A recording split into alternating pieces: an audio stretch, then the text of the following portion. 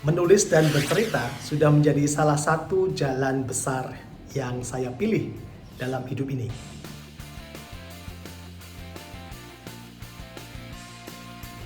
Sejak menyukai menulis dan bercerita, saya tahu kalau itu ada pada area suka, bukan cinta.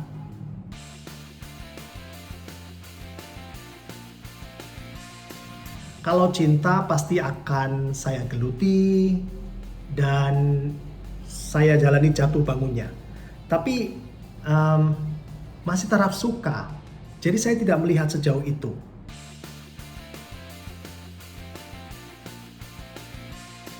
Jadi seperti yang saya katakan tadi, bahwa saya suka menulis dan bercerita. Tetapi saya tidak sampai kepada jatuh cinta kepada menulis dan bercerita.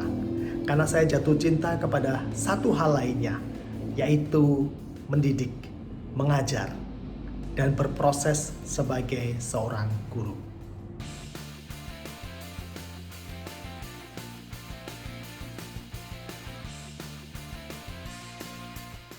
Terus pertanyaannya biasanya, terus kenapa kamu menulis cerita, bahkan menulis lagu, dan juga membuat rekaman lagu-lagunya?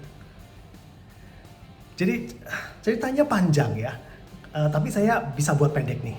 Jadi kira-kira di tahun 90-an ketika gairah musik indie Indonesia itu ada dalam masa puncaknya, saya lebih memilih untuk ikut teater, baca puisi, dan kegiatan-kegiatan yang lebih ke panggung ya, yang lebih ke seni panggung. Saya merasa untuk anak band kala itu mainstream dan saya lebih suka yang tidak mainstream. Terlebih diketahui kalau baca puisi, drama dijadikan satu panggung dengan band.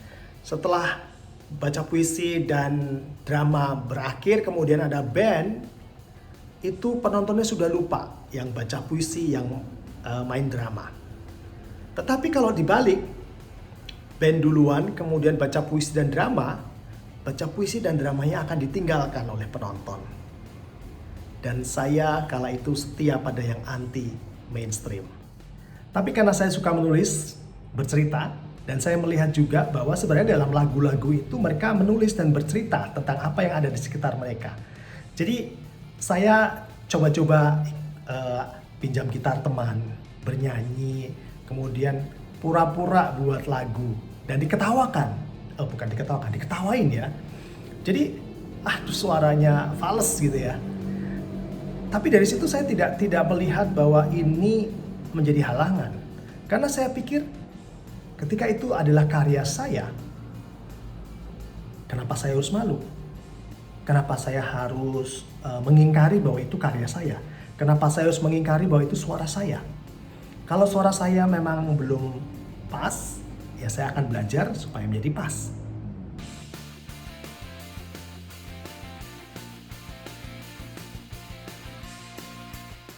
Nah, seiring waktu itu menjadi kenyataan.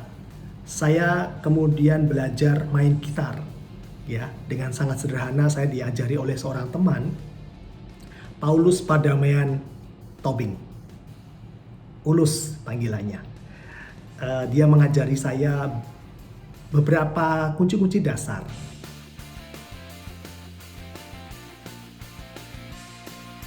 Setelah dia melihat bahwa tangan saya agak kaku begitu, dia bilang, ya sudah, ambil kunci dasar saja, berlatih genjreng-genjreng begitu ya.